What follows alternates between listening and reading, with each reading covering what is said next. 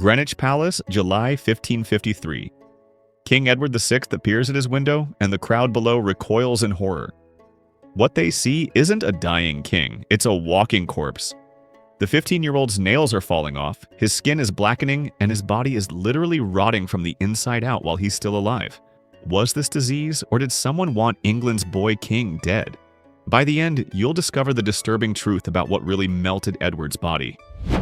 Imagine watching someone you know slowly decompose while they're still breathing, still talking, still aware of what's happening to their own body. That's exactly what the courtiers of England witnessed in the summer of 1553. King Edward VI, just 15 years old, appeared at his window at Greenwich Palace on July 1st, and what the gathered crowd saw would haunt them for the rest of their lives. His face was skeletal, the skin stretched so tight over his bones that it looked translucent. His eyes, once bright and intelligent, had sunk deep into his skull, surrounded by dark purple bruising that made him look like he'd been beaten. But it was his hands that made people gasp. His nails were literally falling off, one by one, leaving bloody nail beds exposed. Clumps of his hair had fallen out in patches, revealing a scalp covered in weeping sores. The boy who had been England's hope, the Protestant prince who was supposed to secure the Reformation, now looked like something dug up from a grave. Witnesses couldn't believe what they were seeing. This wasn't just illness, this was decay. Active, aggressive decay happening to a living, breathing human being. The king's body was rotting off his bones while his heart still beat. The stench coming from the king's chambers told its own horror story. Servants who had to enter Edward's rooms wrapped cloth soaked in vinegar around their faces, but it barely helped. The smell was described as beyond all measure, a combination of putrefaction, infected wounds, and something else, something chemical and wrong that no one could quite identify. His bedsheets had to be changed multiple times a day because they became soaked through with fluids seeping from the ulcers covering his body. The royal physicians tried everything, burning herbs, opening windows, even hanging bundles of lavender and rosemary from the ceiling. But nothing could mask the smell of death that clung to the young king. His personal attendants reported that Edward was aware of his own condition, aware of the horror he'd become. He would apologize to them, tears streaming down his wasted face, begging forgiveness for the burden his dying placed on them. At night, when the pain became unbearable, his screams echoed through the palace corridors. Not the screams of a child having a tantrum, but the raw, animalistic howls of someone experiencing agony beyond comprehension. The guards stationed outside his chambers couldn't look at each other. They just stared at the walls and tried not to hear. But here's what makes this story even more disturbing. 6 months earlier, Edward had been perfectly healthy. He'd been riding, hunting, studying with his tutors, and planning his future reign. The boy was brilliant, fluent in Latin, Greek, and French by age 10, passionate about theology and reform. Then, in February 1553, he caught what seemed like a simple cold. A cough? A fever? Nothing unusual for the English winter. His doctors prescribed rest and warm broths. Within weeks, that cough had transformed into something monstrous. Something that would turn a living body into a rotting corpse before its time. What happened in those 6 months between a simple fever and a decomposing king? That's where the real horror begins. And it starts with a decision that would either save Edward's life or condemn him to the most agonizing death imaginable. By May 1553, Edward's doctors finally admitted what they'd been denying for months. The king wasn't getting better. He was dying, fast. They diagnosed a suppurating tumor in his lung, medical terminology for something absolutely horrific. His lung tissue was liquefying, turning into pus-filled cavities that were essentially rotting inside his chest cavity. Every breath Edward took was an act of will. His lungs, those essential organs that should expand and contract effortlessly, were failing him. He would gasp for air like a drowning man, his chest heaving as he struggled to fill what remained of his functional lung tissue with oxygen. The coughing fits were the worst. They would seize him without warning, violent convulsions that shook his entire skeletal frame. And what came up from those diseased lungs was nightmare fuel. Black sputum, thick and viscous, streaked with blood and smelling of decay. Physicians described it as livid black, fetid, and full of carbon, as if Edward were coughing up pieces of his own rotting lungs. Sometimes the coughing would go on for so long that Edward would pass out from exhaustion, his body simply shutting down from the effort. When he regained consciousness, there would be more blood on his pillow, more black fluid staining the white linens. The disease didn't stop at his lungs. It spread through his body like poison in water, corrupting everything it touched. Edward's digestive system shut down completely. He couldn't keep solid food down anymore. Anything he tried to eat would come back up within minutes, mixed with bile and blood. His attendants tried everything: soft breads soaked in wine, thin gruels, broths made from the finest meats. But his stomach rejected it all. The only thing he could tolerate were medicinal restoratives, liquid concoctions of herbs, wine, and God knows what else that physicians forced down his throat multiple times a day. Without proper nutrition, his body began consuming itself. The muscle mass melted away first. Edward had never been a large boy, but now he became skeletal. His arms were thin as branches, his ribs visible through his skin, his legs so wasted that he couldn't support his own weight. But paradoxically, even as he was starving to death, his body began to swell. His belly bloated grotesquely, distended like a drowning victim's. His legs and feet ballooned with fluid, the skin stretched so tight it looked ready to split. This was edema, fluid accumulation from failing organs, and it made Edward look pregnant with his own death. Then came the ulcers. They started as small red spots on his skin, barely noticeable at first. But within days, they erupted into open, weeping sores that covered his entire body. His back, his chest, his arms, his legs, everywhere his skin touched fabric, new ulcers would form. They oozed constantly, soaking through bandages and clothing, adding to the overwhelming stench that filled his chambers. The physicians tried to treat them with poultices and ointments, but it was like trying to stop a flood with a bucket. For every ulcer they treated, 3 more would appear. The pain was constant and excruciating. Edward couldn't lie down without agony. He couldn't sit without suffering. His attendants propped him up with pillows, trying to find any position that might offer relief, but there was none. Sleep became impossible. He would drift into unconsciousness from exhaustion, only to wake screaming minutes later when his body shifted and reopened a wound. By late May, Edward's condition had deteriorated so severely that his own doctors gave up. They told the Privy Council that the king was beyond their skill, that they could do nothing more except keep him comfortable until the end. But someone else had different plans. Someone who desperately needed Edward to stay alive just a little longer. And what happened next would turn a dying king into a possible murder victim. The Duke of Northumberland was a man with everything to lose. As the most powerful man in England, essentially ruling through the teenage king, he'd accumulated wealth, titles, and enemies in equal measure. But his power was entirely dependent on one thing: Edward staying alive. Because when Edward died, his half-sister Mary would become queen. Catholic Mary. Mary who hated Northumberland. Mary who would reverse every Protestant reform they'd fought for. Mary who would likely have Northumberland executed for treason. He needed time. Time to convince Edward to change the succession. Time to put Lady Jane Grey, Northumberland's daughter-in-law, on the throne instead. Time to consolidate enough military power to hold off Mary's supporters. But Edward was dying too fast.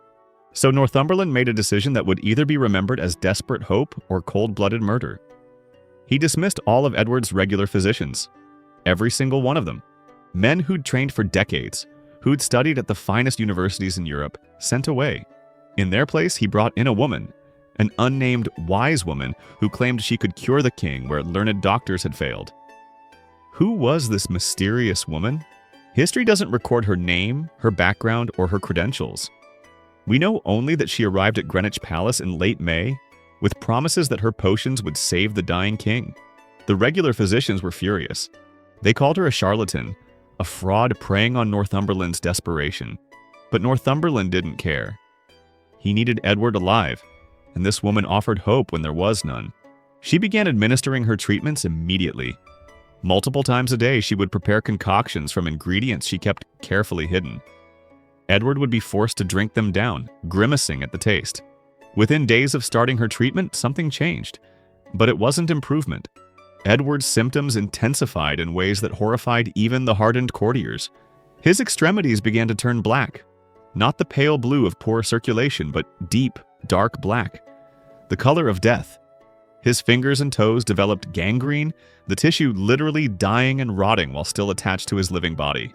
The smell grew even worse if that was possible. The blackness spread from his fingertips up his hands, from his toes toward his ankles. Physicians who were later allowed to examine him said it looked like he was being consumed from the outside in, as if death was claiming him piece by piece. Modern historians examining the symptoms have reached a chilling conclusion. The wise woman's potions almost certainly contained arsenic. Now, before you assume this was straightforward murder, understand that arsenic was actually used medicinally in the 16th century. In tiny doses, it was believed to be a restorative, something that could stimulate the body and prolong life in terminal patients. It was prescribed for everything from skin conditions to fevers, so the wise woman may have genuinely believed she was helping. But arsenic is a brutal poison, and even medicinal doses cause horrific suffering. It accumulates in the body, building up in the tissues until it reaches toxic levels. The symptoms of chronic arsenic poisoning match Edward's condition with terrifying accuracy. Hair loss, nail loss, skin discoloration, ulcers, gangrene, organ failure, swelling, digestive problems. Every single horror Edward experienced fits the profile of arsenic toxicity. Whether the wise woman was incompetent or malicious, whether Northumberland knew what was in the potions or not, the result was the same. Edward's already failing body was now being systematically poisoned. His liver, struggling to filter the toxins, began to fail. His kidneys shut down, unable to eliminate the arsenic from his system. The metal accumulated in his bones, his hair, his nails, turning his body into a repository of poison. And through it all, Edward remained conscious, aware, trapped in a body that was betraying him in every possible way. He knew he was dying. He told his tutor, John Check, "I am glad to die." But death wouldn't come quickly. The arsenic kept him alive, his heart somehow still beating even as his organs failed one by one. While Edward's body was decomposing around him, a political drama was unfolding that makes this story even darker. Northumberland wasn't just trying to keep Edward alive for the sake of the boy's health.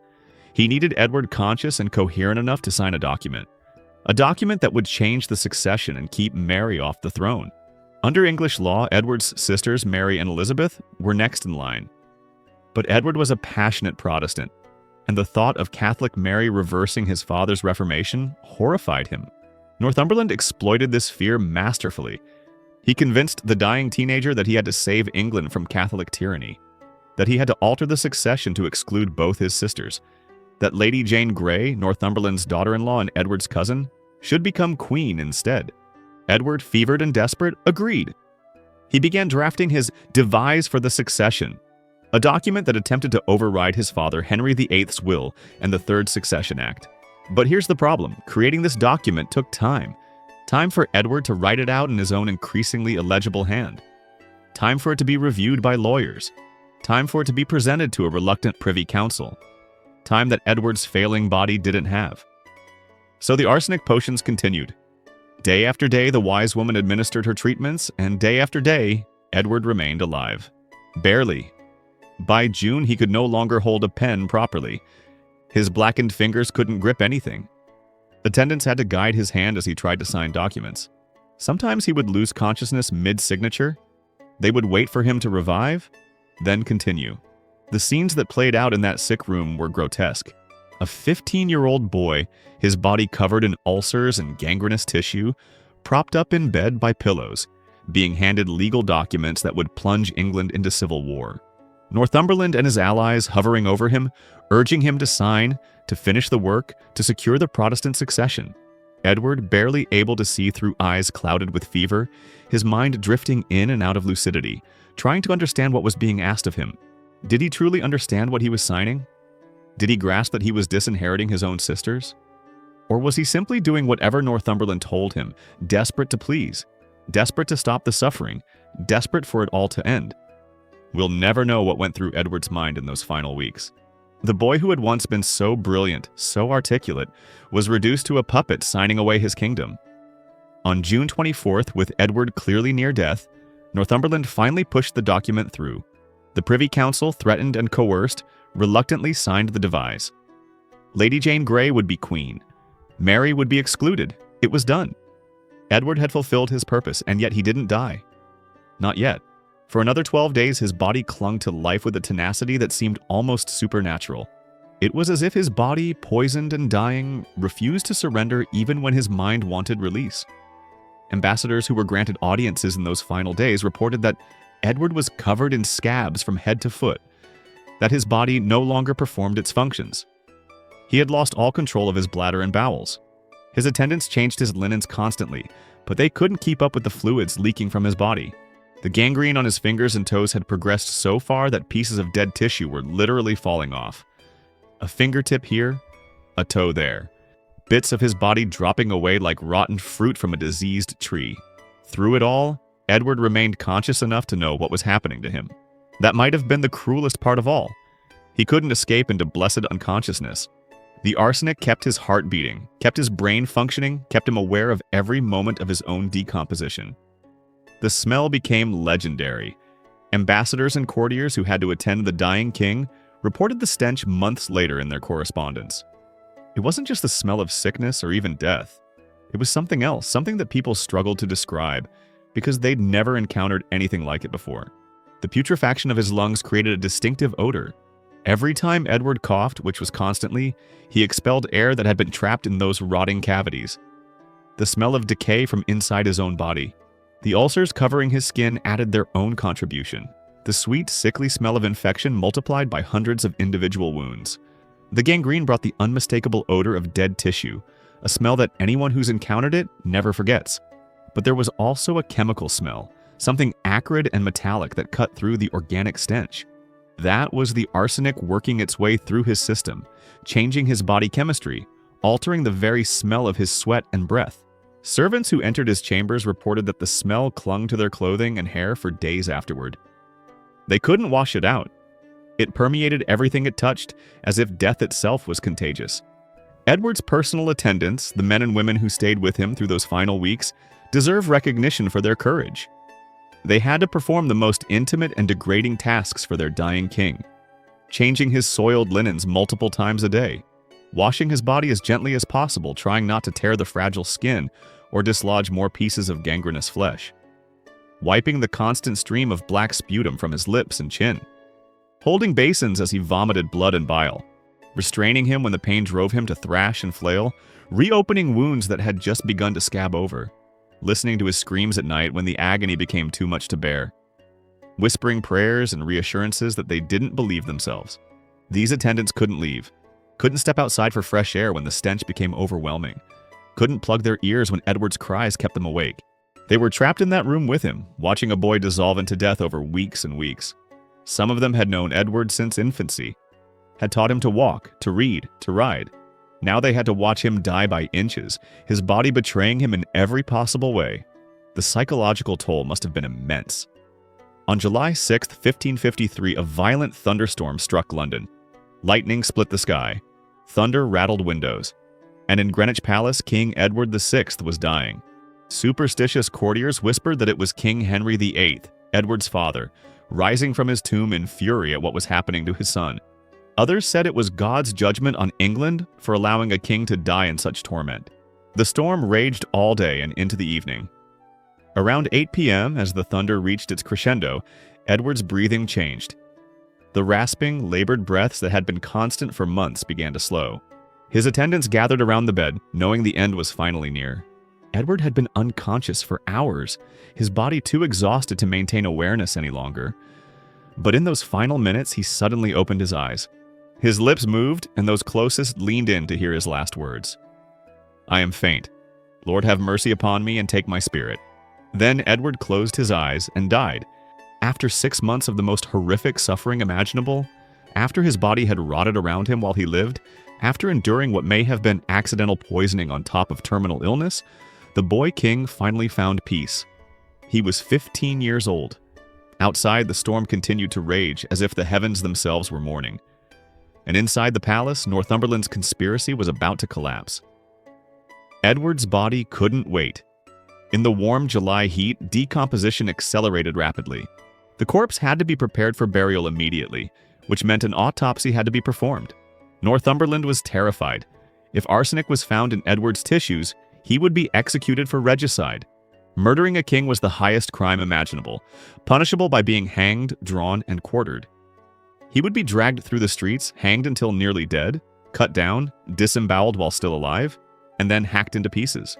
So Northumberland tried to control the autopsy. He chose the surgeons carefully, men who he hoped would write a report that suited his narrative. The examination took place the day after Edward's death. Royal surgeons opened the chest cavity and found devastation.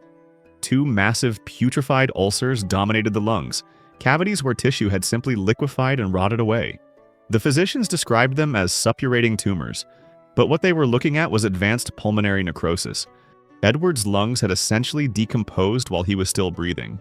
One lung was almost completely destroyed, just a mass of dead tissue and pus. The other was barely functional. How Edward had managed to survive as long as he did with such destroyed lungs was a testament to the human body's desperate will to live. The other organs told their own story of systematic failure. The heart was described as mortally stuffed, swollen and failing. The liver showed signs of severe damage, possibly from the arsenic accumulation or from the body's desperate attempts to filter toxins. The kidneys were small and scarred, evidence of complete renal failure.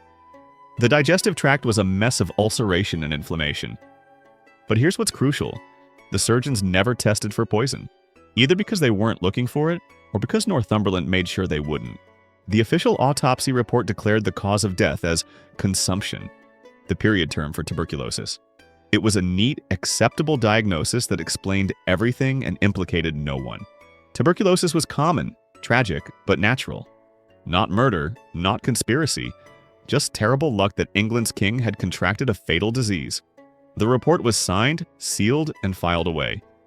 Edward's body was sewn back up and prepared for burial. Within a week, it was interred in Westminster Abbey with minimal ceremony. Northumberland was too busy trying to maintain his grip on power to worry about elaborate funerals. Lady Jane Grey had been proclaimed queen, and he needed to consolidate control before Mary could rally her supporters. But the cover-up started falling apart immediately. The rapid burial raised suspicions. The vague autopsy report raised more. Rumors began circulating through London that Edward had been poisoned, that Northumberland had murdered the king to put his own family on the throne. Some conspiracy theories went even further, claiming that the body in the coffin wasn't Edward at all, that his corpse had decomposed so rapidly and so thoroughly that they'd had to substitute someone else, that Edward's real body had been disposed of secretly to hide evidence of poisoning. These theories persisted for years, fueled by the mysterious circumstances of his death and Northumberland's suspicious behavior in his final weeks. Modern historians have examined the autopsy report and Edward's documented symptoms, and the consensus is complicated.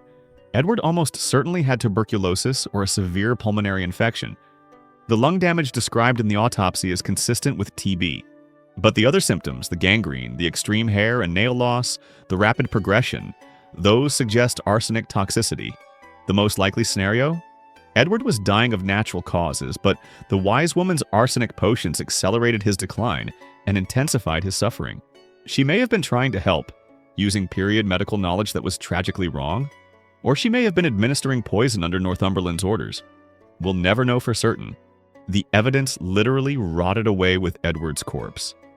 Modern medical experts examining Edward's case have proposed several theories about what really killed him. The first and most widely accepted is tuberculosis reactivation. TB is a bacterial infection that can lie dormant in the body for years, held in check by the immune system. Edward had measles and smallpox in 1552, both diseases that severely suppress immune function. If he had dormant TB, those infections could have reactivated it. Once active, pulmonary TB causes exactly the kind of lung destruction found in Edward's autopsy. The bacteria eat away at lung tissue, creating cavities filled with pus and dead cells. Patients cough up blood and purulent sputum. They experience fever, night sweats, and progressive wasting. In the pre-antibiotic era, active TB was almost always fatal. The timeline fits. Edward's symptoms began just a few months after his measles infection. His lungs showed the characteristic cavitation of advanced TB. The wasting and fever matched the disease profile. If this theory is correct, Edward was doomed the moment TB reactivated in his lungs. Nothing the physicians could do would have saved him.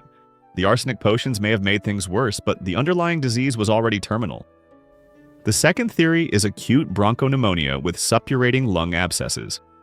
This is a severe bacterial infection of the lungs that can develop from a simple respiratory illness if left untreated or if the patient's immune system is compromised. The infection causes inflammation, fluid accumulation, and tissue destruction. If the bacteria are particularly aggressive, they can form abscesses, pockets of pus within the lung tissue. These abscesses can rupture, spreading infection throughout the chest cavity and into the bloodstream. This would explain the suppurating tumor diagnosis and the rapid progression of Edward's symptoms. The black, foul-smelling sputum he coughed up is characteristic of anaerobic bacterial infection, the kind that thrives in low-oxygen environments like dying lung tissue. The edema, the swelling of his body, would result from the infection spreading to his bloodstream and causing septicemia. His organs would begin failing one by one as the bacterial toxins overwhelmed his system. This theory suggests Edward died of what we would now call septic shock, multi-organ failure caused by overwhelming infection. The arsenic would have further compromised his immune system, making it impossible for his body to fight back against the infection. The third theory, and the most disturbing, is that arsenic poisoning was the primary cause of death, with the lung disease being secondary. Chronic arsenic poisoning causes a cascade of symptoms that match Edward's condition almost perfectly. Arsenic accumulates in keratin-rich tissues, hair, nails, and skin, causing them to break down. That explains the hair loss, nail loss, and ulceration. Arsenic damages blood vessels, leading to gangrene in the extremities, exactly what happened to Edward's fingers and toes. It causes severe digestive distress, vomiting, diarrhea, and abdominal pain. It attacks the liver and kidneys, leading to organ failure and the edema Edward experienced. Most insidiously, arsenic can cause pulmonary edema and respiratory distress, potentially explaining some of the lung symptoms. If Edward was being given arsenic multiple times daily for weeks, the cumulative dose would have been massive. His body would have been saturated with the poison, unable to eliminate it fast enough. Every organ system would have been under attack simultaneously. Some researchers believe that Edward may have had a relatively mild pulmonary infection that would have resolved on its own, but the arsenic poisoning destroyed his body's ability to heal and turned a survivable illness into a death sentence. In this scenario, the wise woman's potions didn't just fail to cure Edward, they actively killed him. July 10, 1553, just 4 days after Edward's death, Lady Jane Grey was proclaimed Queen of England. Northumberland's plan had worked, or so it seemed. He had kept Edward alive long enough to sign the succession document. He had secured the crown for his family. But his triumph lasted exactly 9 days. Mary Tudor, furious and determined, raised an army in East Anglia. The common people, whatever their religious beliefs, recognized her as the legitimate heir. Henry VIII's daughter, Edward's sister, the rightful queen. Nobles who had reluctantly supported Jane began defecting to Mary's side. Within a week, Jane's support had collapsed. On July 19th, Mary rode into London as Queen Mary I, and Northumberland's conspiracy crumbled. He was arrested, tried for treason, and executed on August 22nd. Lady Jane Grey, the 9 days queen, remained imprisoned in the Tower of London. She would be executed 7 months later, a teenage girl who never wanted the crown, sacrificed to her father-in-law's ambition. Edward's death, whether from natural causes or poisoning, had accomplished nothing. The Protestant succession he'd tried to secure had failed. The Catholic queen he'd tried to exclude now ruled England. Mary's reign would be bloody.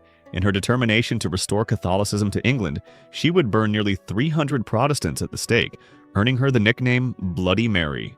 The religious violence that Edward had hoped to prevent by excluding her happened anyway, just with the sides reversed.